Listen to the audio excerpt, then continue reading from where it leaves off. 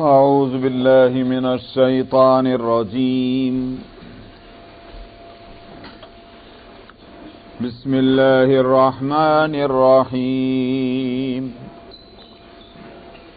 يا أيها النبي إذا طلقتم النساء فطلقوهن لعدتهن وأحصوا العدة واتقوا الله ربكم لا تخرجوهن من بيوتهن ولا يخرجن إلا أن يأتين بفاحشة مبينة وتلك حدود الله ومن يتعد حدود الله فقد ظلم نفسه لا تدري لعل الله يحدث بعد ذلك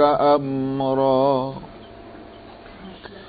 فإذا بلغن أجلهن فأمسكوهن بمعروف أو فارقوهن بمعروف وأشهدوا ذوي عدل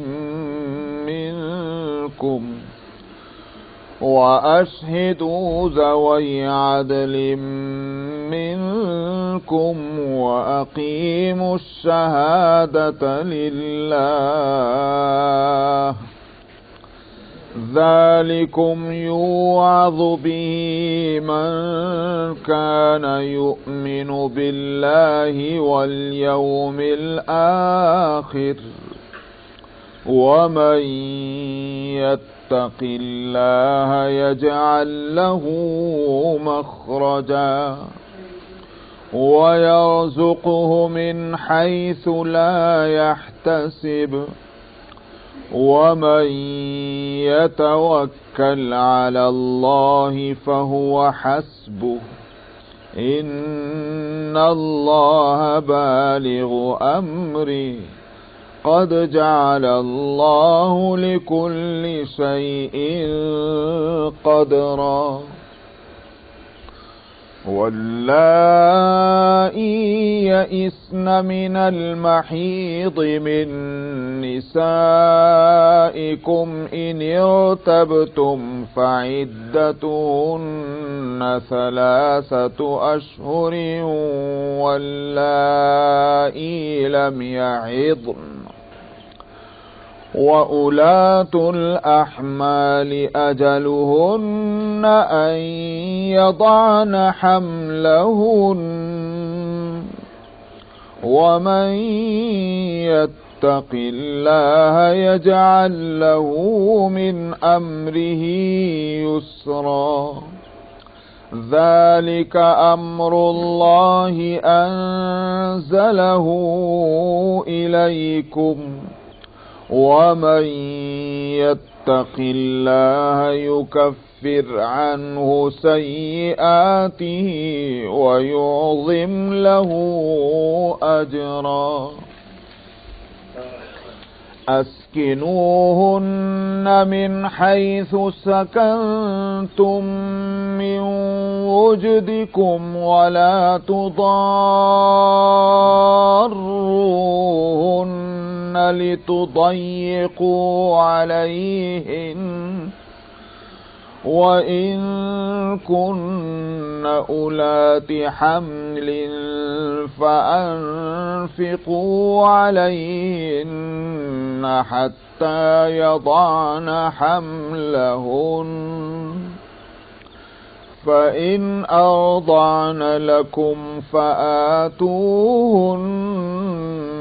أجورهن وأتمروا بينكم بمعروف وإن تعاسرتم فسترضع له أخرى لينفق ذو سعة من سعته ومن قدر عليه رزقه فلينفق مما آتاه الله لا يكلف الله نفسا إلا ما آتاها سيجعل الله بعد عسر يسرا صدق الله العظيم.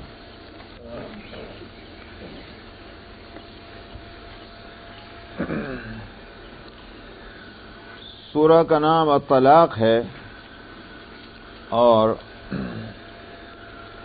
کیونکہ لفظ اپنے کسی بھی فارم میں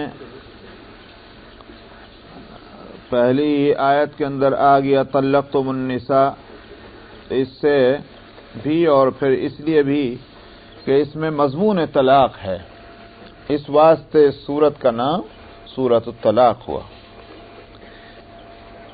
یہ تو متعین ہے کہ یہ سورت مدنی ہے، اور مضمون سے یہ بھی بات سمجھ میں آتی ہے کہ سورہ البقرہ میں اور سورہ الاحزاب میں جو طلاق کے مسائل کچھ آئے ہیں تو یہ سورت ان کے بعد نازل ہوئی ہے، تو اس سے معلوم ہوا کہ سن 5 ہجری کے بعد کسی وقت یہ سورت اتری ہے، لیکن متعین طور پر یہ کہ 6 میں کہ 7 میں کہ 8 میں یہ نہیں پتہ چل سکتا، کوئی روایت بھی نہیں ہے اور مضمون اس کی نشاندہی نہیں کرتا، بس زیادہ سے زیادہ یہ بات کہ چونکہ کچھ اس سے متعلق طلاق سے متعلق مسائل سورہ البقرہ میں اور النساء میں بھی کچھ اسی طرح سے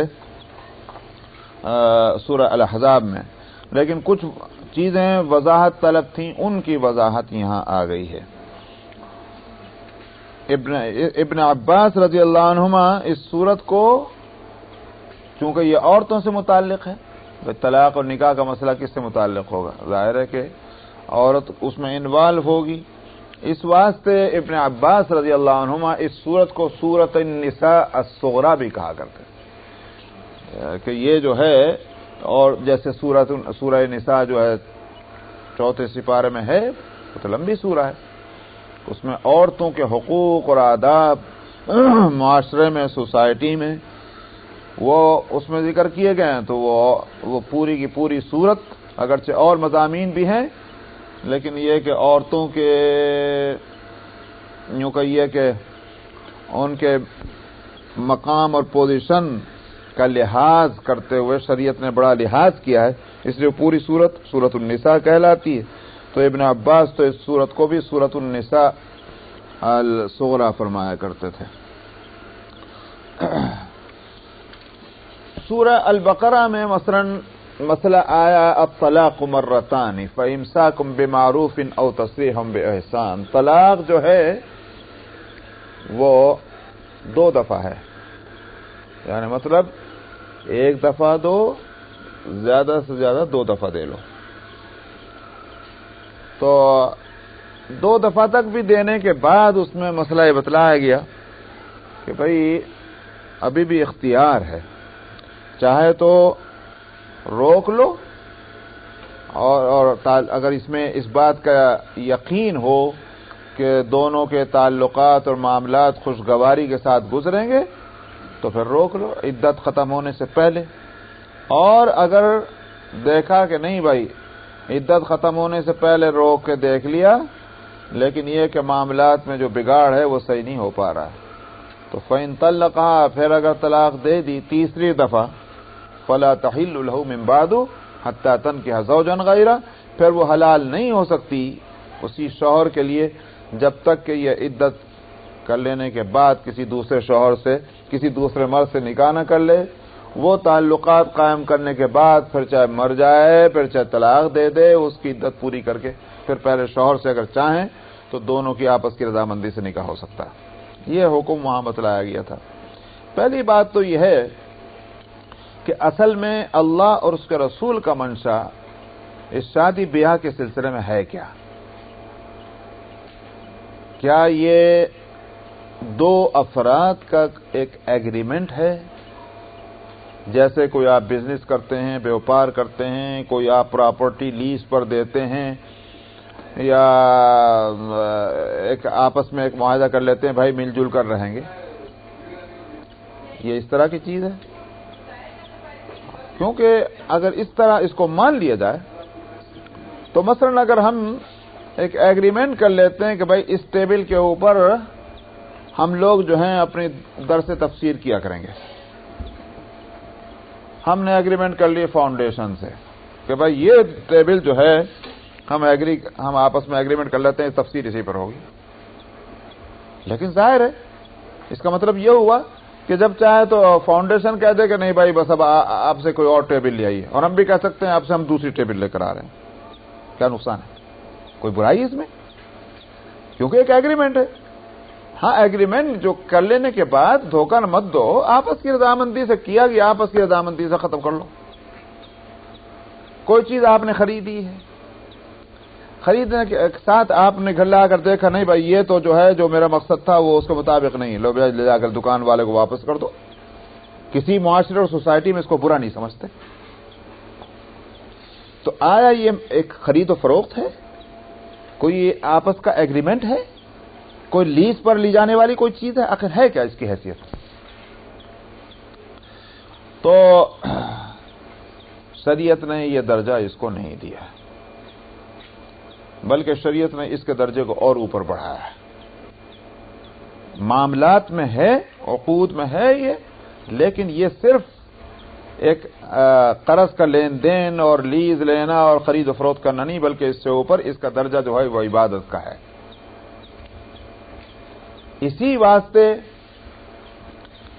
جس طرح سے کہ لین دین کے اندر ہم کو یہ ہدایت ملی قرآن شریف سے کہ واشہدوا ذوی عدل منکم، ٹھیک ہے گواہ بنا لو، لکھ لو، ایک ڈاکومنٹ جو ہے لین دین کے وقت میں لکھ لیا کرو، لیکن سب کا اس پر اتفاق ہے پوری امت کا کہ قرض کا لین دین ہو یا کوئی خرید اور فروخت ہو، اس کا ڈاکومنٹیشن جو ہے جس کا حکم قرآن شریف میں سورہ النساء کے آخر میں ہے، وہ حکم استحبابی ہے، ایجابی نہیں ہے، یعنی مستحب ہے، ایسا کرنا واجب نہیں، سب اس پر متفق ہیں۔ لیکن جہاں تک نکاح کا تعلق ہے اس پر سب کا اتفاق ہے کہ یہاں دو گواہوں کا ہونا، مسلمان دو وٹنس کا ہونا، یہ فرض کے درجے میں ہے، واجب کے درجے میں۔ دوسرے لوگوں کے ہاں تو یہ ہے کہ نکاح ہوئے گا نہیں، حنفیہ کے ہاں یہ ہے کہ نکاح صحیح نہیں ہوگا، باطل نہیں کہتے، فاسد کہتے ہیں۔ تو معلوم ہوا کہ اور جگہ سے اور معاملات سے جس کا درجہ یوں بڑھ گیا، نمبر ایک۔ نمبر دو، آپ نے کہیں نہیں فرمایا کہ بزنس کرنا میری سنت ہے، لیز پر کوئی چیز لینا میری سنت ہے، آپس میں رہنے سہنے کے لیے کوئی ایگریمنٹ کر لینا میری سنت ہے، لیکن نکاح کو آپ نے کیا فرمایا؟ النکاح من سنتی۔ یہاں تک کہ جن صحابہ نے یہ سمجھ کر کہ بھئی تقوی اور پرہیزگاری اور اللہ کی عبادت ذکر و شغل میں یہ شادی بیاہ جو ہے بڑی رکاوٹ بنتے ہیں، بھئی کہیں کوئی جنبیلے میں پڑھنا، ہم تو اللہ کی عبادت میں لگ جائیں، اللہ اس سے اور خوش ہوں گے، جیسے دوسرے مذاہب میں بھی تو ایک تصور ہے ہی۔ سمجھ میں آیا؟ آپ ہندوستان کے ہندوؤں کو کہیں، وہ کہتے ہیں کہ وہ تو 5000 سال پرانا مذہب ہے، جو نیا مذہب دنیا میں لیے پھرتے ہیں ان کو بھی دیکھ لیجیے آپ کہ ان کے یہاں دینداری اور خدا ترسی جو ہے اس کے واسطے یہ ضروری ہے کہ شادی اور بیاہ نہیں ہو۔ تو لیکن اس لیے نبی کریم صلی اللہ علیہ وسلم نے فرمایا غلط، نکاح میری سنت ہے۔ جب سنت کوئی چیز بن گئی تو وہ عبادت ہو جاتی، تو یہ عبادت کا درجہ ہوا اس کا۔ جب یہ عبادت کے درجے میں آ گئی تو پھر اس کے ساتھ یہ بات کہ صاحب آج کر لو، کل کو چھوڑ دو، کل کو کرو، پرسوں کو چھوڑ دو، یہ جو ہے یہ تو اس کو تو کسی طرح پسند ہی نہیں کیا جائے گا۔ اسلام کا مزاج کیا معلوم ہوتا ہے؟ نکاح کر لو اور ہمیشہ کے لیے کرو، اور پھر ہمیشہ اس کو نبھاؤ، یہ مقصد اسلام کا معلوم ہوتا ہے۔ اسی وجہ سے ہم کیا دیکھ رہے ہیں کہ بھائی جب نکاح ہوتا ہے تو عورت کی طرف سے، عورت یا اس کے طرف سے کوئی وکیل بن کر، قاضی جو بھی ہے، وہ کہتا ہے کہ میں تمہارے نکاح میں دیتا ہوں۔ کتنی مرتبہ کہتا ہے؟ 3 مرتبہ کہتا، میں تمہارے نکاح میں دیتا ہوں، میں تمہارے نکاح میں دیتا ہوں، میں تمہارے نکاح میں دیتا ہوں۔ پھر ایک ہی مرتبہ تو ہوتا ہے میاں، اتنی جلدی کائیں کو بھول گئے؟ ذرا دوسری تیسری کرانی پڑے گی۔ تو ایک مرتبہ کہتا ہے۔ وہ جو شوہر ہے، جو دلہا بن رہا ہے، وہ کتنی مرتبہ کہتا ہے میں نے قبول کیا؟ 1 مرتبہ کہتا ہے۔ 1 مرتبہ ہی کہنے سے ایجاب اور قبول سے نکاح ہو جاتا ہے۔ ساری عمر کا تعلق صرف 1 مرتبہ کہنے سے ہو رہا ہے، اور درست ہے۔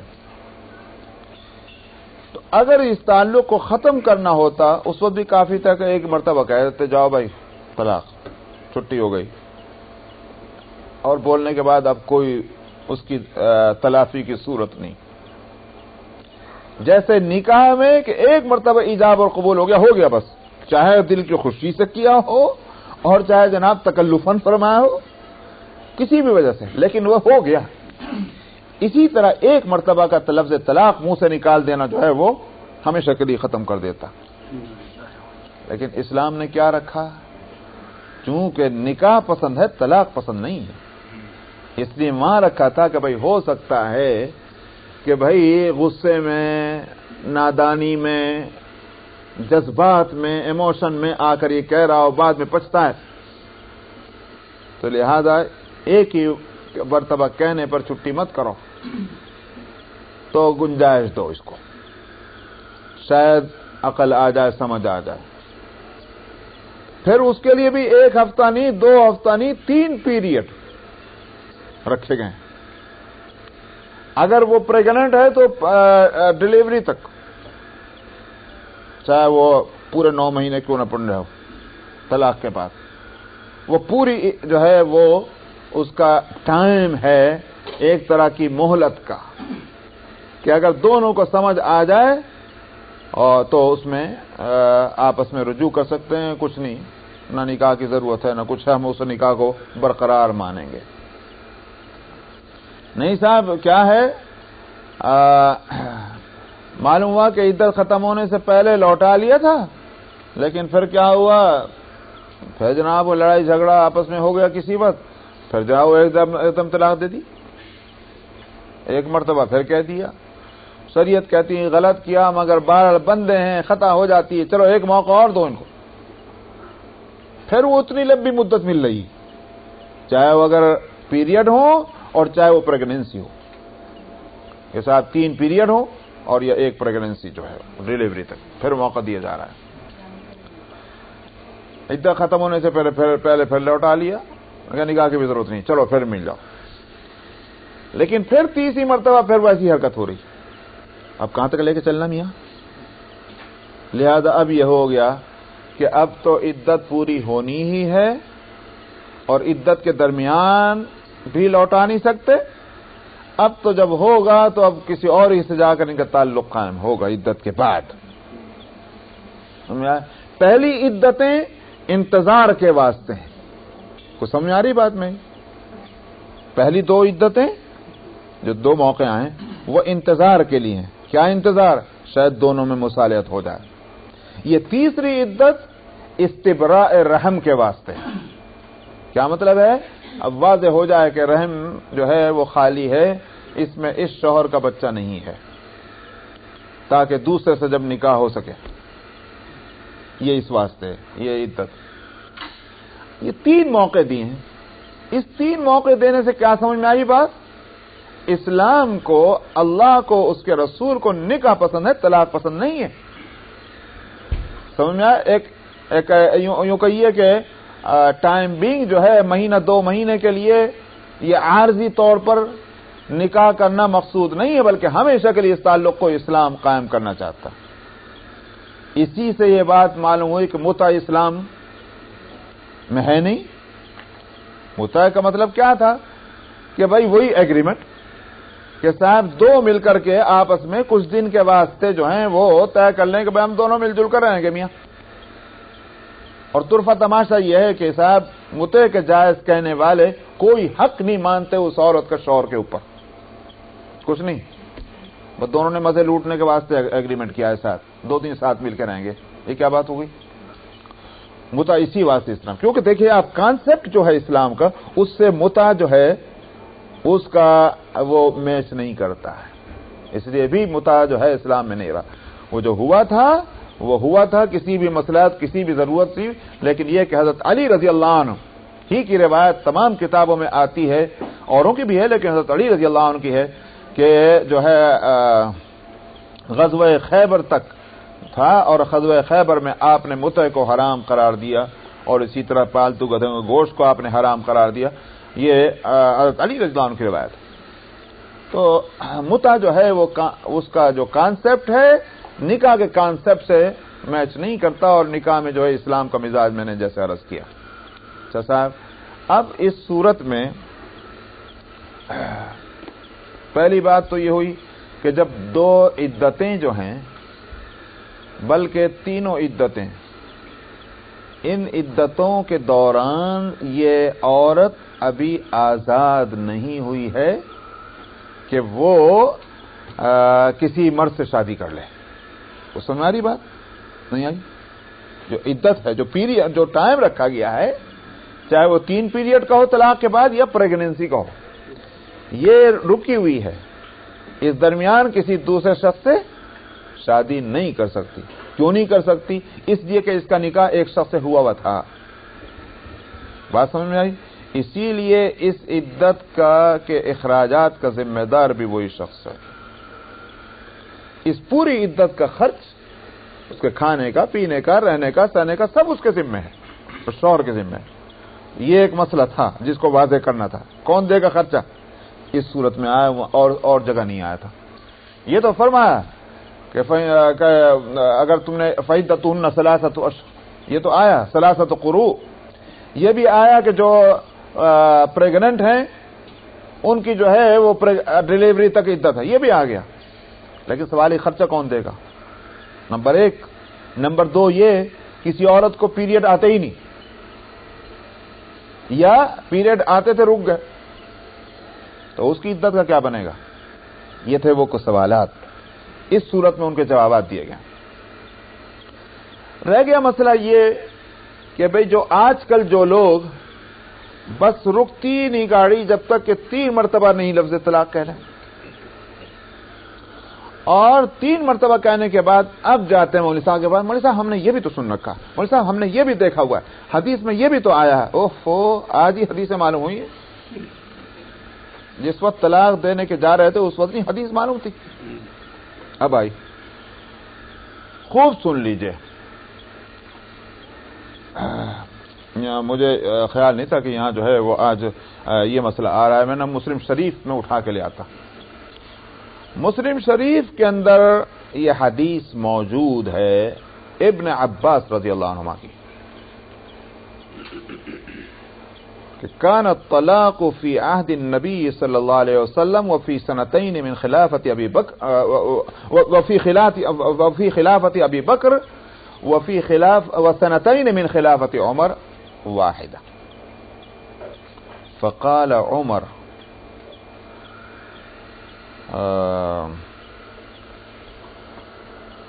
ان الناس قد استعجلوا في امر كانت لهم انات فلو امضيناه عليهم فامضاه عليهم۔ یہ ہے حدیث مسلم شریف کی ہے۔ سمجھ میں آیا؟ کسی اور کتاب میں ہو تو آپ بھی کہتے ہیں میں آپ فلانی کتاب کی ہے، حالانکہ یہ لفظ بھی غلط ہے، ایسا نہیں بولنا ہے۔ کون سے آپ اتنے بڑے عالم ہیں کہ آپ نے بھئی کہ ہر کتاب کے اندر کچھ ہر ضعیف حدیث تھوڑی ہوتی، بلکہ یوں کہیں گے کہ بخاری اور مسلم کے اندر زیادہ 95 یا 99% صحیح حدیث ہیں، لیکن اس کا یہ مطلب نہیں کہ ان کے علاوہ باقی کتابوں کے تو ساری ضعیف ہی ہیں. ایسا نہیں، ان میں ضعیف بھی ہیں، ان میں قوی بھی ہیں. اس لیے کسی اور کتاب کے اندر کوئی حدیث آنے کا مطلب یہ نہیں ہے کہ کیونکہ ہم نے دیکھا کہ صاحب یہ تو جو کتاب یہ ابن ابی شیبہ کے اندر ہے، نہیں صاحب ہم نہیں مانتے ابن ابی شیبہ کے اندر. بھائی کس درجے کی حدیث میں ہے تو دیکھ لو، تم کو کیا معلوم. لیکن میں کہہ رہا ہوں بہرحال جو بھی ہے مسلم شریف کی حدیث ہے. ترجمہ کیا ہے؟ ترجمہ یہ ہے کہ ابن عباس کہتے ہیں کہ نبی کریم صلی اللہ علیہ وسلم کے زمانے میں خلافت ابو بکر کے زمانے میں اسی طرح سے حضرت عمر رضی اللہ عنہ کے خلافت کے ابتدائی 2 سالوں میں 3 طلاق ایک ہی قرار دی جاتی تھی. لیکن حضرت عمر نے فرمایا کہ لوگوں کو جو مہلت دی گئی تھی انہوں نے اس کو اپنی جلد بازی سے ختم کیا ہوا ہے. ان الناس قد استعجلوا فی امر کانت لهم انات، لوگوں نے جلد بازی کر دی ہے اس چیز میں جس میں ان کو ایک مہلت دی گئی تھی، تو کیوں نہ پھر ہم اس کو نافذ کر دیں. چنانچہ حضرت عمر نے اس کو نافذ کر دیا. کیا مطلب؟ کہ اب 3 ہی ہیں. حضرت عمر نے اس کو نافذ کر دیا. تو صاحب پہلے تو میں اس کی وضاحت کروں گا، لیکن پہلی بات تو یہ ہے بدقسمتی کہ صاحب اتنے لوگ جری ہو جاتے ہیں کہ اپنی مرضی کے خلاف، اپنی رائے کے خلاف بات آئی تو جو محدثین نے سب نے مل کر کوئی بات نہیں کی وہ بھی منہ سے نکال دیتے ہیں. بڑی غلط بات ہے، بے احتیاطی کی بات ہے. دین میں احتیاط ہونی چاہیے. صاحب یہ تو حضرت عمر کا اجتہاد تھا. یہ کوئی میرا اور آپ کا اجتہاد ہے؟ ارے حضرت عمر رضی اللہ عنہ کا اجتہاد تو ساری امت کے مقابلے میں بھاری ہوگا، اس لیے کہ خلفائے راشدین میں ہے. اور اللہ کے رسول صلی اللہ علیہ وسلم کا فرمانا کیا ہے؟ علیکم بسنتی وسنت الخلفاء الراشدین المہدیین. تمہارے ذمے ہے میری سنت اور میرے خلفائے راشدین جو ہدایت پر ہیں ان کی سنت لینا، تو یہ سنت قرار پائے گی. اس لیے سنت کے معنی صرف یہ نہیں ہوں گے کہ اللہ کے رسول نے کیا اور اللہ کے رسول نے فرمایا، بلکہ یہ کہ اگر آپ سے ثابت نہیں مگر خلفاء راشدین میں کسی سے ثابت ہے، سنت ہے. اور میں کتنی مرتبہ بتا چکا ہوں کہ جمعہ کی نماز کے لیے جو پہلی اذان دی جاتی ہے خطیب کے خطبے کے میں شروع کرنے سے پہلے نہیں بلکہ اور پہلے، یہ اذان جو ہے یہ سنت ہے.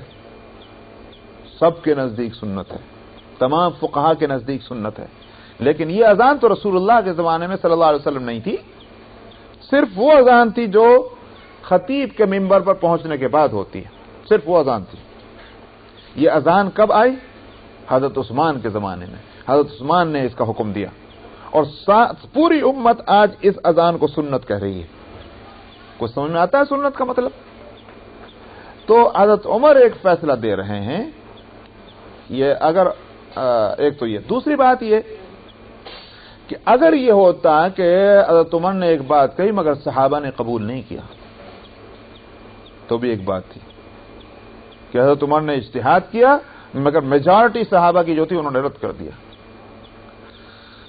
بہت سے ایسے بھی معاملات ہوئے کہ حضرت عمر نے ایک بات فرمائی ہے، چنانچہ مہر کے سلسلے میں یہی ہوا کہ مہر کے سلسلے میں حضرت عمر چونکہ ایڈمنسٹریٹو ان کا مائنڈ تھا، انتظامی، اس لیے انہوں نے کیا طے کیا؟ بھائی یہ کیا اونچ نیچ کرتے رہتے ہیں لوگ مہر کے اندر، سمجھ میں گڑبڑ کرنے لگے.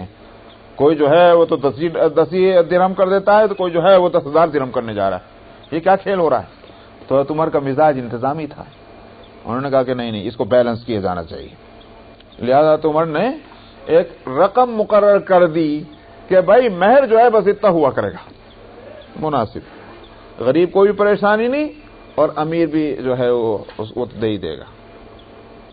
ایک بڑھیا کھڑی ہوئی، بڑھیا نے کہا عمر تمہیں کہاں سے حق پہنچ گیا اس چیز میں حد بندی کرنے کا جس کی میں اللہ نے رخصت دی ہے؟ اب آپ بتائیے اعتراض آ رہا ہے. اسی لیے حضرت عمر رضی اللہ عنہ پھر قائم نہیں رہے اس پر. حضرت عمر نے کہا بڑی بھی کہاں سے کہہ رہی ہو تم یہ؟ اللہ میں نے کہا اس میں رخصت رکھی. میں کہ اللہ تعالیٰ نے فرمایا وآتیتم احداہن قنطارا فلا تأخذوا منہ شیئا. قنطار کہتے ہیں ڈھیر مال کا، اور ڈھیر جب بولتے ہیں اس کا مطلب کیا ہے کہ اس کی کوئی کاؤنٹنگ نہیں ہے، کوئی مقدار کے ساتھ 100 ہی ہیں، 200 ہی ہیں، 10 ہی ہیں، 20 ہی ہیں، ایسا نہیں، بلکہ ڈھیر کا مطلب کیا ہوتا ہے کہ ایک اچھی مقدار ہے. آتیتم احداہن قنطارا، اگر تم نے ڈھیر مال بھی دیا ہے مہر کے اندر تم اس کو نہیں لے سکتے واپس. تو تم نے کہا بڑی بی تم نے ٹھیک کہا ہے، بالکل ٹھیک کہا تم نے، میری نظر نہیں گئی تھی وہاں تک.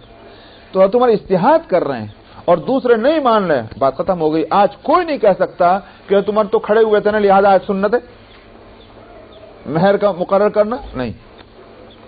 تو اس لیے میں نے کہا کہ حضرت عمر نے ایک فیصلہ کیا اور صحابہ نے اس کو رد نہیں کیا، تو اس کا مطلب کیا ہوا کہ خلیفہ راشد کا فرمانا ہے، صحابہ کا اس پر اتفاق کرنا، شریعت بن گئی. دوسری مثال ٹھیک اسی واقعے کی، اس سے ملتا جلتے واقعے کی، تراویح کی باجماعت ہے کہ نبی کریم صلی اللہ علیہ وسلم نے 2 راتیں پڑھی تھی، چھوڑ دیا. پھر صحابہ نے بہت چاہ، نہیں ہوا. سیدنا ابوبکر صدیق کا زمانہ آیا، نہیں ہوا. حضرت عمر کا زمانہ آیا، ایک دم ممبر پر بیٹھتے ہی پہلا فیصلہ یہ نہیں سنایا کہ آج سے ہی ہوگا. ایک روز بس انہوں نے ایک فیصلہ دیا کہ بھئی کیوں نہ لوگ جو ہیں ایک امام کے پیچھے جو ہے جماعت کے ساتھ پڑھ لیا کریں. تو جناب والا کے دو روز کے بعد پھر جو گزرے دیکھا کہ ابی ابن کعب جو ہیں وہ نماز پڑھا رہے ہیں تراویح کے، لوگ پیچھے پڑھ رہے ہیں. تو عمر نے اس کی تعریف فرمایا نعمت البدع ہذی، کہ بہت اچھی جو چیز، ہاں لفظ لا رہے ہیں نعم البدع. کیا مطلب ہے؟ پہلے نہیں تھی اب ہو گئی ہے، یہ ہے مطلب. تمام صحابہ نے اس کو قبول کیا. آج تراویح کا جماعت کے ساتھ پڑھنا نماز کا تمام فقہا کے نزدیک سنت ہے کہ نہیں ہے؟ آئی بات نہیں.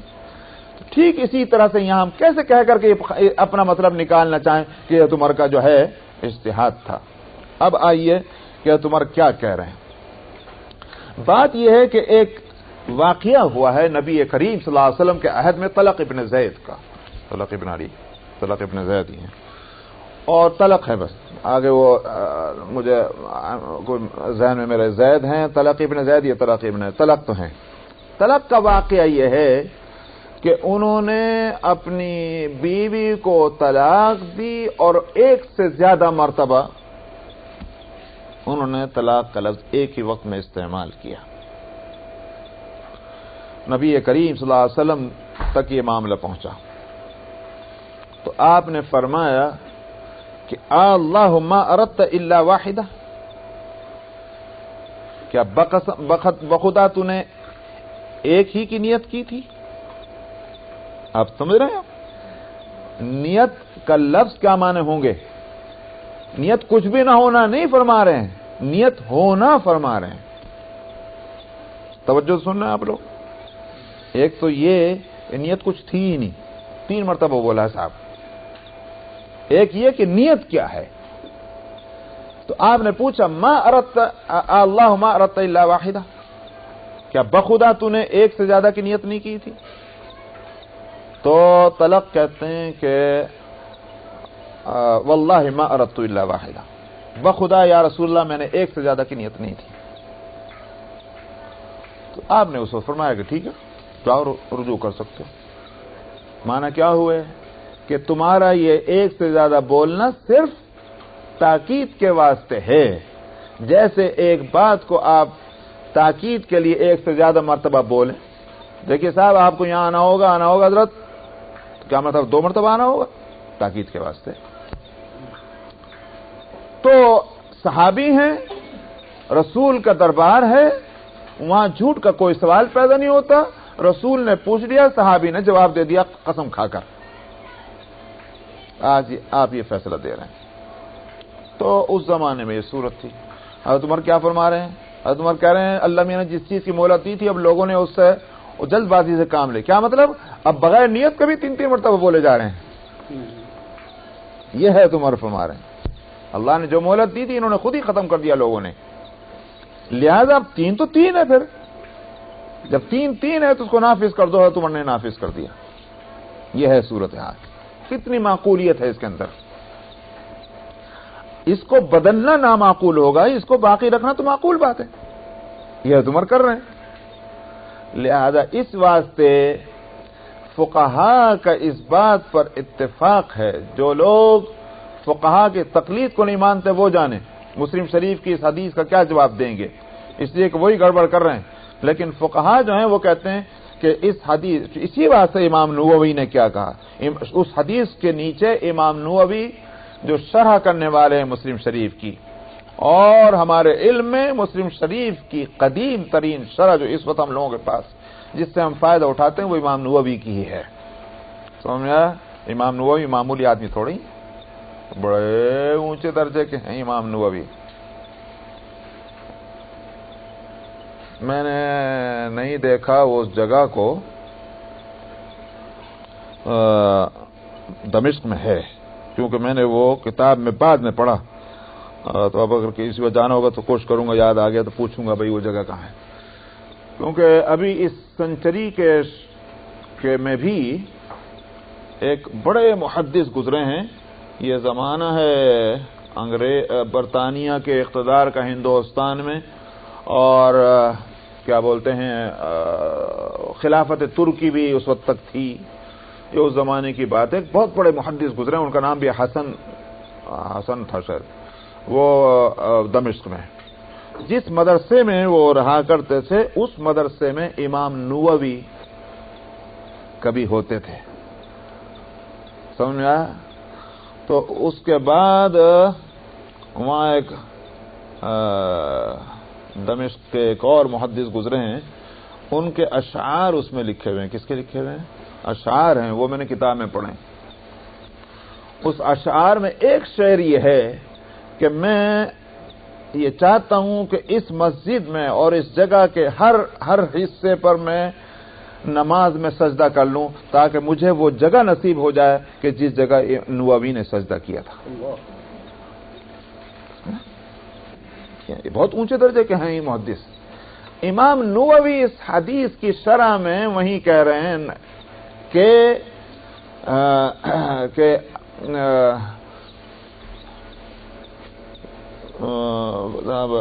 ائمۃ والمحدثین کہ محدثین اور ائمہ اور فقہا جو ہیں وہ سب کے سب اسی بات پر گئے ہیں کہ ایک وقت میں 3 طلاق جو ہیں وہ طلاق ہیں، تینوں ہو جاتی ہیں. تو وذهب جمهور الصحابة والتابعين وذهب جمهور الصحابة والتابعين ومن بعدهم من ائمة المسلمين الى انه يقع 3.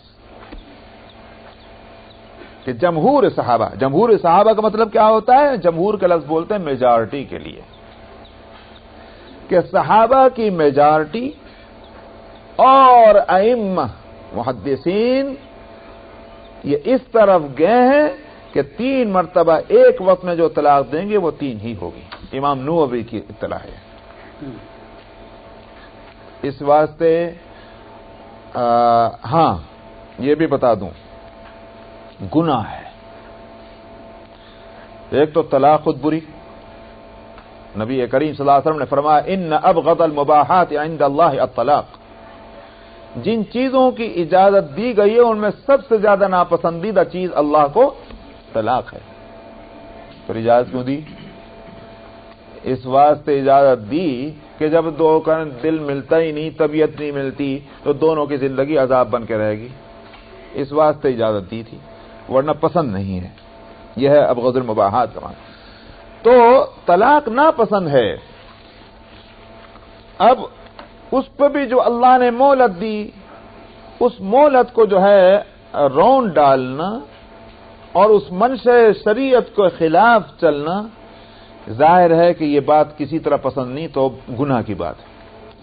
اسی وجہ سے نبی کریم صلی اللہ علیہ وسلم کو اطلاع ہوئی کہ ایک شخص نے اپنی بیوی کو 1 سے زیادہ مرتبہ طلاق دے دی، تو آپ کے چہرے مبارک کا رنگ بدل گیا. جو کبھی ناگوار بات ہوا کرتی تھی اور آپ کی جو حالت ہوتی تھی وہ ہو گئی. اور آپ نے فرمایا کہ میں بھی موجود ہوں، میرے موجودگی کے اندر بھی اللہ کی کتاب کے ساتھ لوگ کھیلنا شروع کر دیا. یہ آپ نے فرمایا غصے میں. تو معلوم ہوا کہ ایک وقت میں طلاق دے دینا 3 وہ اللہ کو اور اس کے رسول کو غضبناک کرنے والی بات ہے. ایک مہلت دی گئی ہے. تو اس واسطے ایک طلاق دو، اگرچہ نیت یہ ہو کہ اب ہمیں ملنا نہیں ہے، یہی نیت ہو. بھائی طلاق تو اسی لیے دیتا ہی آدمی، ملنے کے لیے کون طلاق دیتا میاں؟ تو طلاق جو ہے وہ ایک ہی دفعہ دی جائے، ایک وقت میں ایک سے زیادہ دفعہ نہ دی جائے. یہ ہے طریقہ. اسی لیے اس کو طلاق سنت کہتے ہیں. طلاق سنت کے معنی یہ نہیں کہ رسول اللہ نے بھی طلاقیں دی تھی. سنت کے معنی یہ ہے کہ جو طریقہ آپ نے بتلایا ہے. اور اس کو طلاق بدعی کہتے ہیں کہ ایک وقت میں ایک سے زیادہ طلاق دینا. مگر یہ کہ ہو جاتی، اس کا مطلب یہ نہیں کہ نہیں ہوتی. اسی طرح سے یہ بات بھی ذہن میں رہے کہ غصے کی طلاق بھی ہو جاتی ہے. کیوں؟ اس واسطے کہ غصے کے 2 درجے ہیں بنیادی طور پر. ایک درجہ تو ہے غصے کا ایسا کہ آدمی واقعی پاگل ہو گیا، اسے کچھ پتہ نہیں میرے منہ سے کیا نکل رہا ہے. ایک تو ہے یہ درجہ. چنانچہ اس کی علامت کیا ہے کہ جب وہ کیفیت ختم ہو تو اس سے کہے کہ تم نے یہ کہا تھا. ہیں؟ مجھے نہیں خیال میں نے یہ کہا ہوگا. سمجھ میں؟ یہ علامت ہے اس بات کی کہ جناب کے ہوش ہی غائب ہو گئے. اگر یہ درجہ ہو غصے کا تو پھر وہ تو غیر مکلف ہو گیا، دیوانے کی طرح ہے. پاگل 2 مہینے پاگل رہتا ہو، یہ جو 1 گھنٹے کا پاگل ہو گیا. لیکن ہے اس طرح کی غضب کی حالت ہو تو بے شک طلاق کے بارے میں فقہا کہتے ہیں کہ نہیں ہوگی پھر. لیکن عام غصہ کہ پتہ ہے کیا منہ سے نکل رہا ہے، ہاں غصے میں ہے، وہ تو طلاق پڑے گی. پیار میں کون طلاق دیتا میاں؟ غصہ آتا ہے تو بھی طلاق ہوتی عام طور پر.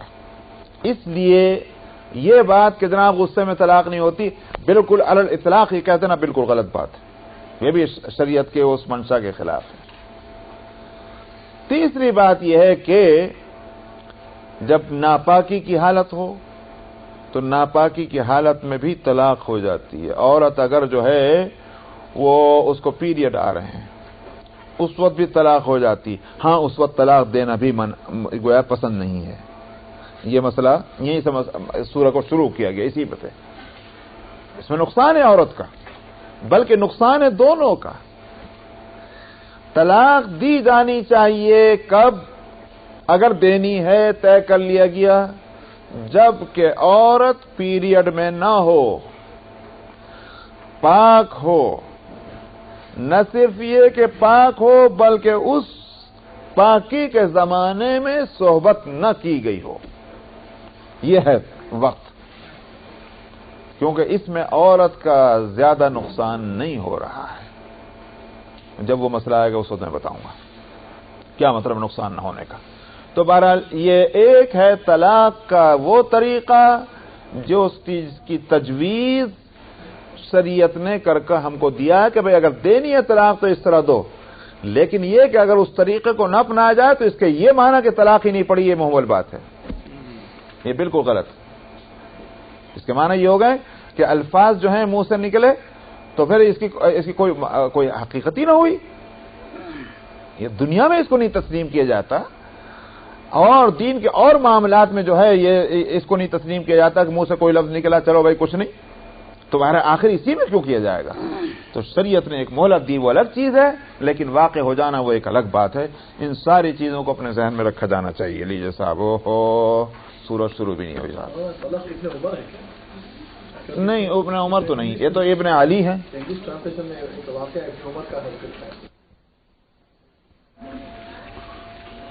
اعوذ باللہ من الشیطان الرجیم. بسم اللہ الرحمن الرحیم. يا أيها النبي إذا طلقتم النساء فطلقوهن لعدتهن وأحصوا العدة واتقوا الله ربكم لا تخرجوهن من بيوتهن ولا يخرجن إلا أن يأتين بفاحشة مبينة وتلك حدود الله ومن يتعد حدود الله فقد ظلم نفسه لا تدري لعل الله يحدث بعد ذلك أمرا فإذا بلغن أجلهن فأمسكوهن بمعروف أو فارقوهن بمعروف